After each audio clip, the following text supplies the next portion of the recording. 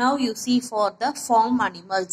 The farm animals is called, another name is for domestic animals. Yeah, the farm animals only for living for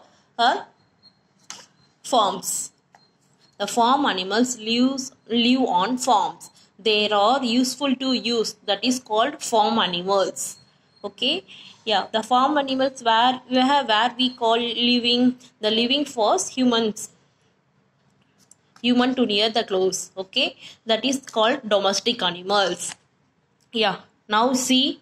This is horse. Horse. Cow. Duck. Buffalo. Sheep, goat, pig, dog, hen, chick, rabbit. These are called farm animals. The farm animals living in our homes or farms, and then in near the peoples are living. These are called domestic animals.